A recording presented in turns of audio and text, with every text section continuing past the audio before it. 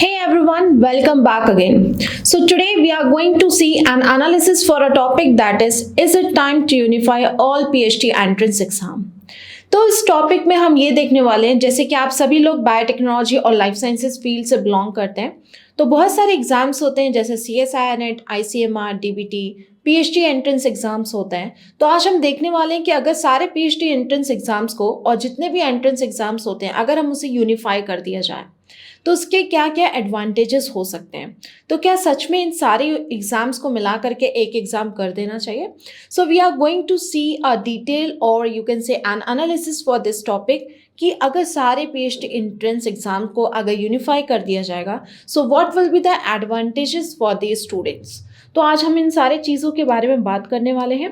और जैसा कि आपको पता होगा कि आप अगर एक लाइफ साइंसेज फील्ड से बिलोंग करते हैं तो आपको बहुत सारे एग्जाम्स के लिए अपियर होना पड़ता है, right from your CSIR net, ICAR, ICMR, DBT, PhD entrance exam जो कि एक अपने यूनिवर्सिटी, इंस्टीट्यूट और एक ऑर्गेनाइजेशन कराता है।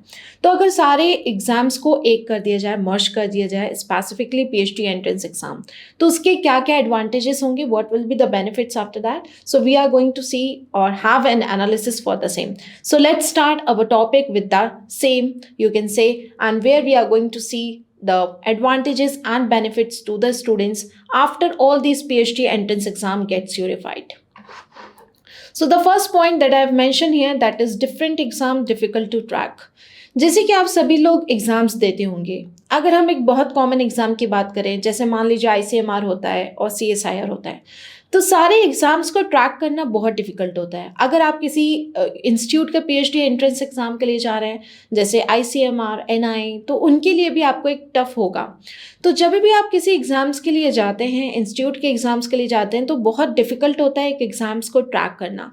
कौन सा एग्ज़ाम कब हो रहा है, किसका क्या फॉर्मेट है, पेपर का क्या है, क्या नेगेटिव मार्किंग है, कब एग्ज़ाम का फॉर्म ऑनलाइन आएगा, कब पोर्टल क्लोज होगा, सारी चीज़ों को आपको देखना पड़ता है।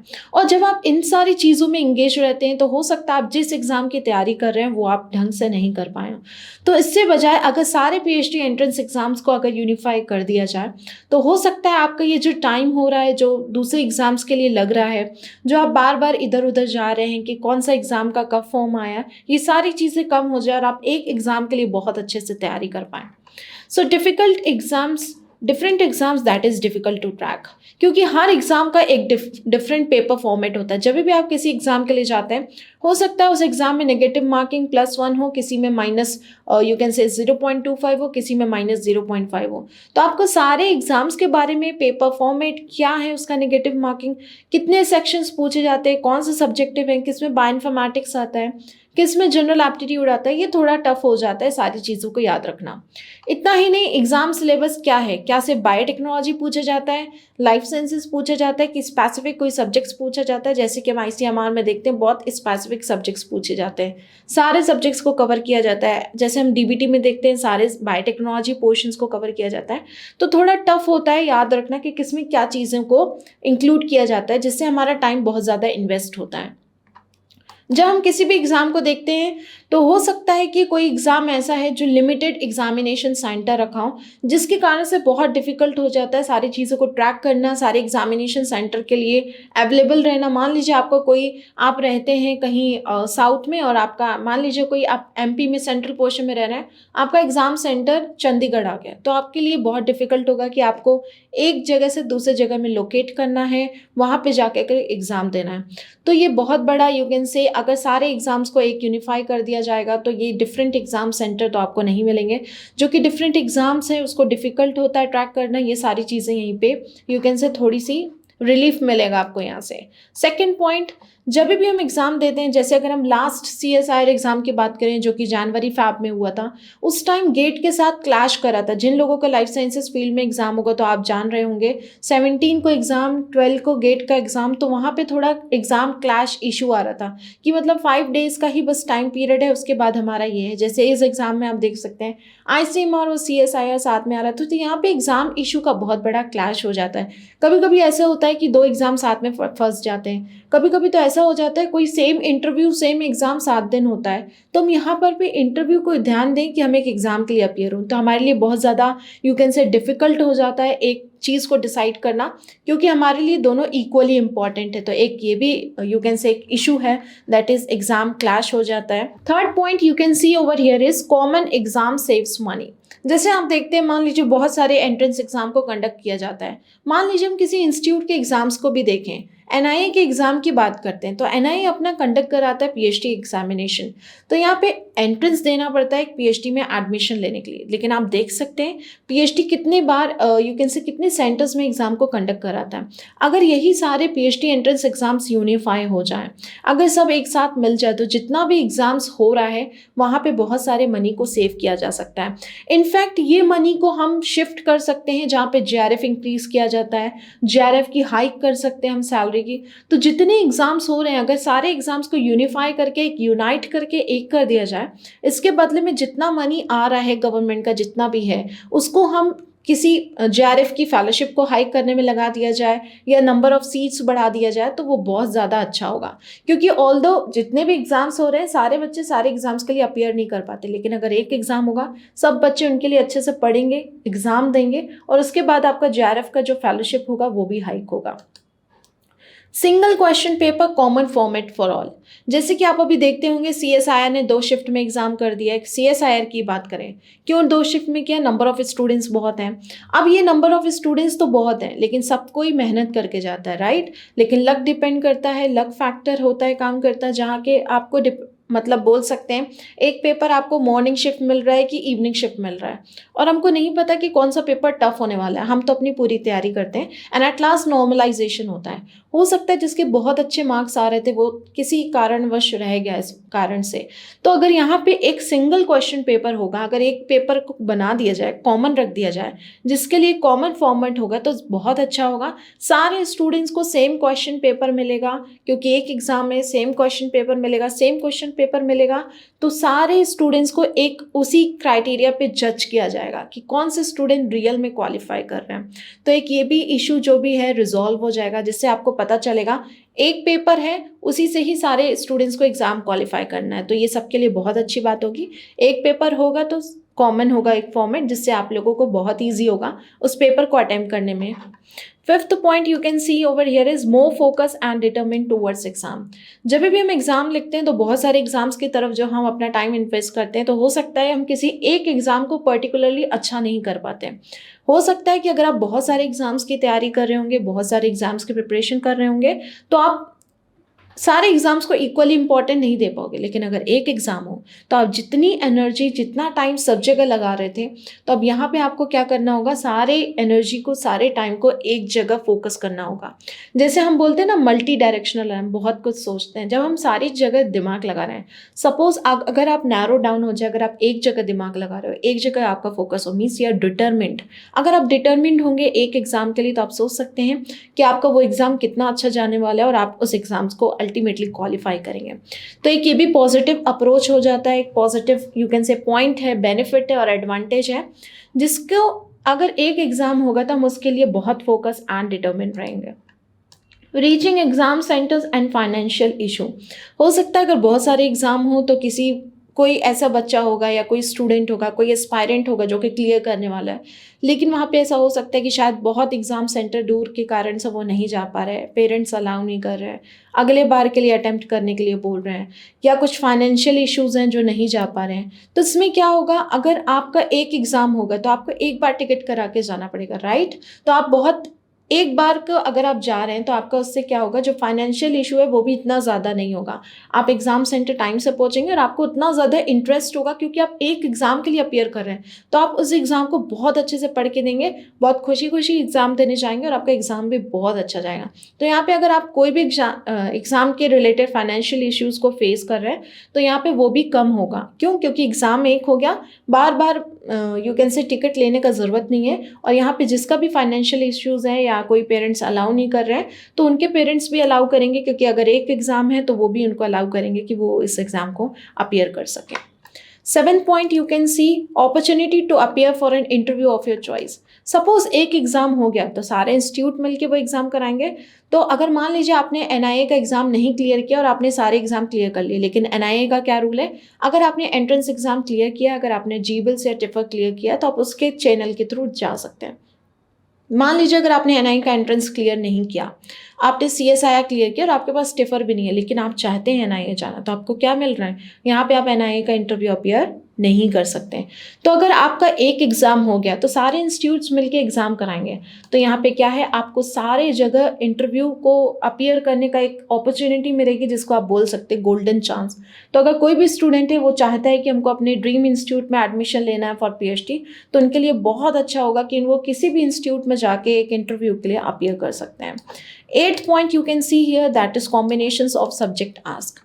अगर आप देखेंगे सीएसआईआर में तो बायोटेक्नोलॉजी और लाइफ साइंसेज से रिलेटेड बोलता है। अगर हम आईसीएमआर और डीबीटी में देखेंगे बहुत स्पेसिफिक क्वेश्चन आप बोल सकते हैं एक सब्जेक्ट से बोलते हैं, जैसे veterinary sciences, agriculture, biotechnology DBT में, तो ये सारी चीज़ों को पूछा जाता है। लेकिन अगर एक एग्जाम होगा तो क्या होगा, कॉम्बिनेशंस ऑफ सब्जेक्ट पूछा जाएगा। क्यों?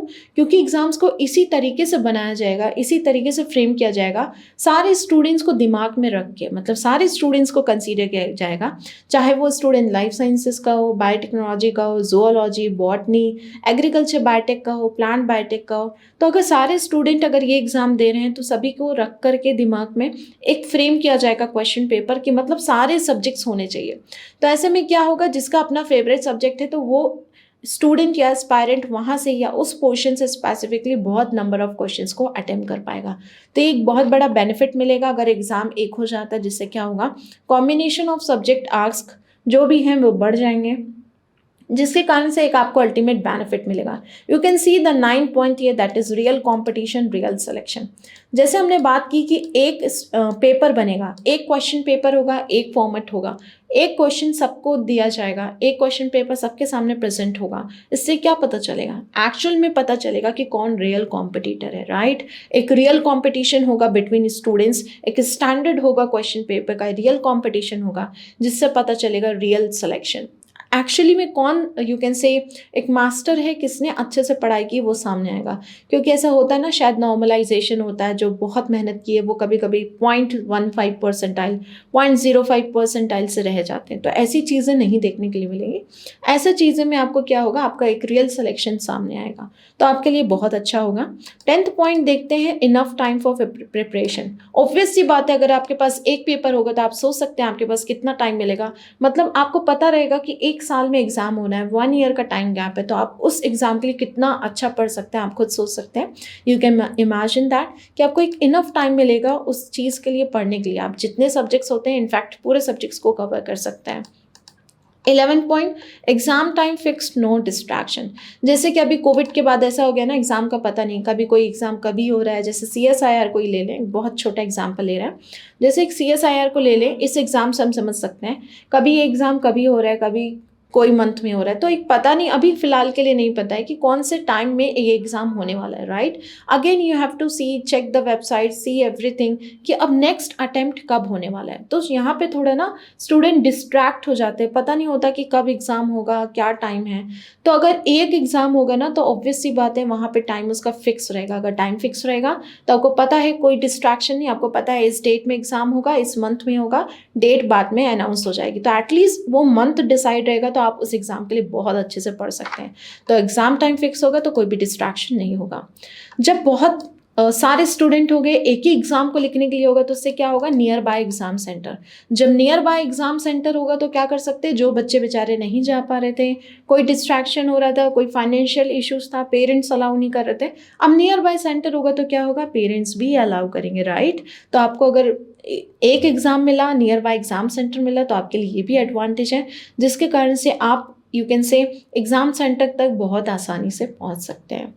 13 point we can see here, more time. अगर आपके पास एक एग्जाम हुआ तो आप अपना दूसरा टाइम कहाँ पे देख सकते हैं। मान लीजिए आप कोई पार्ट टाइम जॉब कर रहे हैं, साइड में कोई जॉब कर रहे हैं, तो आप अपना जॉब में टाइम देख सकते हो। अगर मान लीजिए कोई मास्टर्स के टाइम एग्जाम में अपीयर हुआ है तो वो मास्टर्स के एग्जाम में फोकस कर सकते हैं। मान लीजिए आप किसी रिसर्च लैब में काम कर सकते हो तो आप अपना मोर टाइम अच्छे से डेडिकेट कर सकते हो। मान लीजिए आप कोई पीएचडी एग्जाम्स के लिए काम कर रहे हैं तो आप पीएचडी के लिए देख सकते हो। आपको अगर इंटरव्यू के लिए प्रिपरेशन करना है, कोई स्किल डेवलप करे, कोई सर्टिफिकेशन कोर्स में एनरोल करे, तो आप वहाँ पे भी अपना टाइम को डेडिकेट कर सकते हो। तो ये सारे एडवांटेज थे और बेनिफिट थे जो कि हमने देखे। अगर सारे एग्जाम्स को एक साथ यूनिफाई करके एक कॉमन पीएचडी एंट्रेंस एग्जाम बना दिया जाए तो क्या क्या बेनिफिट्स स्टूडेंट को मिलेंगे। 14 पॉइंट यहाँ पे क्या है, कंक्लूजन। इन सब चीज़ों से क्या कंक्लूड होता है, मान लीजिए अगर एग्जाम्स एक हो गया तो अभी जैसे सभी लोग कोचिंग में जाते हैं, गेट की कोचिंग, ICMR, CSIR, तो अल्टीमेटली लॉस किसको होने वाला है, अल्टीमेटली लॉस होने वाला है कोचिंग को, राइट। क्योंकि कोचिंग जो इतने एग्जाम्स के लिए कोचिंग कराता है, इतने एग्जाम्स के लिए यू कैन से एक टेन्योर रखता है 6 मंथ्स का, 1 ईयर का, तो अल्टीमेटली लॉस कौन में जाएगा, कोचिंग लॉस में जाएगी। स्टिल आपके लिए क्या है कि एक बेनिफिट है। लेकिन अब कोई स्टूडेंट बोलेगा नहीं मैम आप ऐसा बता रही हो, ऐसे तो डिसएडवांटेजेस भी हैं। तो बिल्कुल डिसएडवांटेजेस ये हो सकते हैं, एनालिसिस की बात करें तो हमको यहाँ पे एडवांटेजेस को फोकस करना है, डिसएडवांटेजेस भी हमें लिस्ट करने हैं। तो डिसएडवांटेजेस क्या होगा, मान लीजिए अगर कोई स्टूडेंट सोचता है कि बहुत सारे एग्जाम होंगे तो हमको बहुत सारी चांस मिलेगा, बिल्कुल बहुत सारा चांस मिलेगा, लेकिन आप देख सकते हैं आपको कितने सारे एडवांटेजेस लिंक हैं इससे। अगर एक एग्जाम हो गया तो आप ये देख सकते हैं आपको कितने सारे एडवांटेजेस होंगे। लेकिन एक चीज़ और होगी, अगर एक एग्जाम हो गया तो आपका जो लेवल होगा क्वेश्चन पेपर का वो बहुत टफ आएगा। एक स्टैंडर्ड क्वेश्चन बनाया जाएगा ताकि एक रियल स्टूडेंट बाहर आ सके, तभी मैंने बोला था रियल कंपटीशन, रियल सिलेक्शन। तो यही है कंक्लूजन कि अगर मान लीजिए आपका एक एग्जाम हुआ तो अल्टीमेटली कोचिंग लॉस में है। या आप बोल सकते हैं कि स्टूडेंट के लिए क्या 2 पॉइंट है जो मोस्ट इंपॉर्टेंट है, जो कि आप एक डिसएडवांटेज की तरह कंसीडर कर सकते हो। एक तो आपको ज़्यादा अपॉर्चुनिटी नहीं मिलेगी एग्जाम में अपीयर होने की, दूसरा आपको इसी एग्ज़ाम के थ्रू ही सब कुछ करना है, तो वही बात हो गई कि ज़्यादा अपॉर्चुनिटी नहीं है। दूसरा स्टैंडर्ड क्वेश्चन आएगा, तो ये तो आपके लिए बहुत अच्छी बात है। अगर जितना ज़्यादा स्टैंडर्ड आएगा आप उतना ज़्यादा यू कैन से प्रिपेयर हो गया अपने आने वाले फ्यूचर, दैट इज़ PhD के लिए, राइट। क्योंकि हम ये एग्ज़ाम क्यों दे रहे हैं, क्योंकि हमको अल्टीमेटली PhD करना है। तो ये सारा एनालिसिस था। Is it time to unify all PhD entrance exam, क्या सच में ये वक्त है, क्या सच में ये करना चाहिए, एक सारे PhD एंट्रेंस एग्जाम्स को यूनिफाई कर देना चाहिए। एंड एनालिसिस, ये टॉपिक एक एनालिसिस था, एक एनालिसिस बेस था कि क्या होना चाहिए। यहाँ पे मैंने अपनी एनालिसिस बताई है, तो यहाँ पे कोई किसी के अगेंस्ट नहीं गए हैं। यहाँ पे मैंने बिल्कुल बोला डिसएडवांटेजेस 2 हैं कि बहुत टफ क्वेश्चन पेपर आएगा, और जिसको लगता है कि दूसरा एग्जाम का अपॉर्चुनिटी मिलेगा वो शायद आपको एक एग्जाम के थ्रू ही क्लियर करना पड़ेगा। बट यहाँ पे एक ये टॉपिक है, एक बहुत अच्छा टॉपिक जहाँ पे एक एनालाइज किया गया है। मान लीजिए कि सारे PhD एग्जाम्स को यूनिफाई कर दिया जाए तो क्या क्या अल्टीमेटली एडवांटेजेस आप लोगों को मिलेंगे। अगर आपको लगता है यहाँ पे कोई एडवांटेजेस छूट गया है तो आप बिल्कुल अपने एडवांटेजेस या आपको जो भी फील होता है आप बिल्कुल अपने चीज़ों को कॉमेंट बॉक्स में डाल सकते हैं। अगर आपको लगता है कोई और टॉपिक के साथ वीडियो बनाना चाहिए तो आप बिल्कुल वो टॉपिक भी अपने कॉमेंट बॉक्स में लिख सकते हैं। सो इतना ही आज के वीडियो टॉपिक के लिए। मैं उम्मीद करती हूँ आपको बहुत अच्छा लगा होगा। एटलीस्ट जो लोग ऐसा सोचते हैं कि सच में ऐसा होना चाहिए, जिनको ये एडवांटेजेस समझ में आए होंगे, उनके लिए बहुत इंस्पायरिंग वीडियो होगा, बहुत इंटरेस्टिंग भी होगा। अगर आपको ये वीडियो अच्छा लगा है तो बिल्कुल आप कमेंट बॉक्स में कुछ भी बता सकते हैं, और हमारे चैनल को सब्सक्राइब कर सकते हैं, दैट इज़ बायोटेक्निका। बहुत ही जल्द मिलना होगा एक नए वीडियो के साथ। तब तक के लिए thank you everyone, keep learning.